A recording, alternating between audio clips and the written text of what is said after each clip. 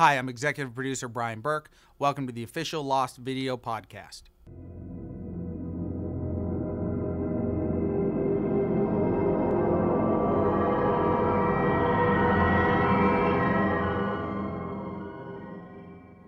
Hey guys, welcome back to the official Lost Video podcast. I'm your host, Chris, and today we're going to be going back behind the scenes for one of the final steps in the post-production process, sound mixing.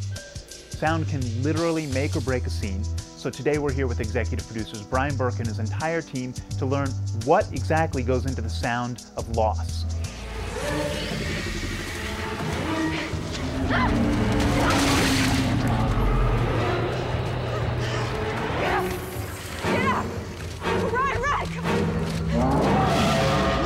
Well, from the beginning, we always knew that the sound and the sound design would be really important for the show, particularly because you weren't going to be seeing things, but you'd be hearing them. For example, the monster, you didn't see any of it until season 2. It was important that the sounds that we found for the show were all very singular and special for the show, and really, when you would hear it, you would immediately associate yourself with Lost.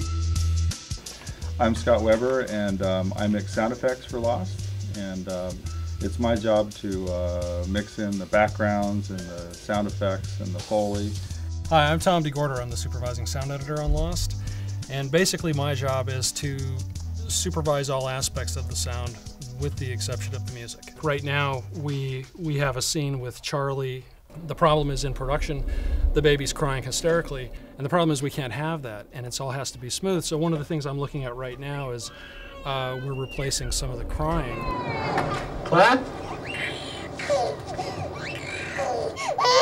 You can't use that track because there's certain angles of the baby that are off mic, so they don't sound as good, and it's covering up his dialogue, and we got some ocean noise and stuff in it as well. So we have to replace it. I'm using some of the production as a guide. This would be my replacement track of crying, and I have to go in, and all of these little regions here represent where the picture editor has made picture cuts.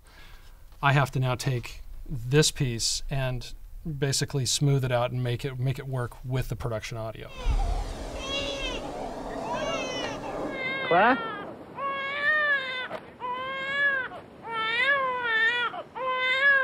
Claire? Claire?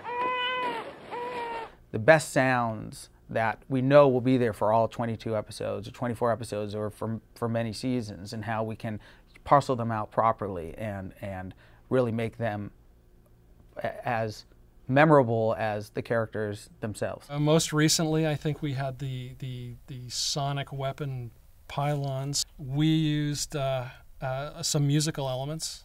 We then took those musical elements, treated them, distorted them, really messed them up, and used that to make a really disturbing sound.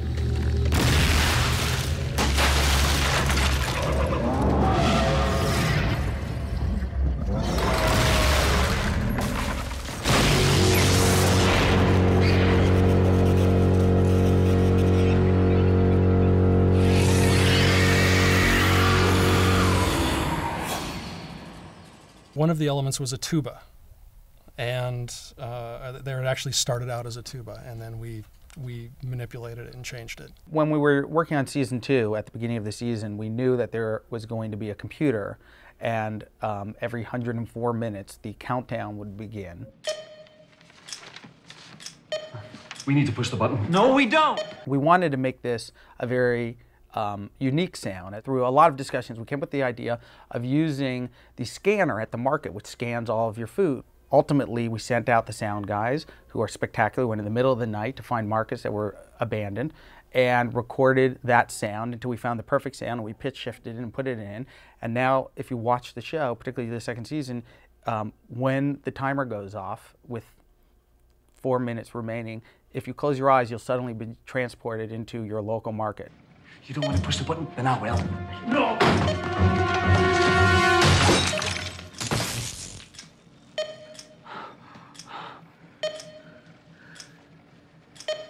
I've always been fascinated by sound. I know it's often the forgotten art at the end of the process. Let's go over it again. I know what to do. Let's go over it again, just to be sure. Working on a show like this, where there's so many possibilities and you're working on a world where everything you want to make everything as real as possible, so you feel like you're there, and yet, you know, you can play with the unknown. That always gets us excited. The irony is that I cheated on my sound final in film school. Don't tell anyone. We've activated the implant in Claire. Yes, Brian. We had a problem when we were doing playbacks in here because it gets so loud, and between where we sit here at the console and the back desk, we could be going through a loud scene and they could yell at the top of their lungs and we wouldn't hear a thing.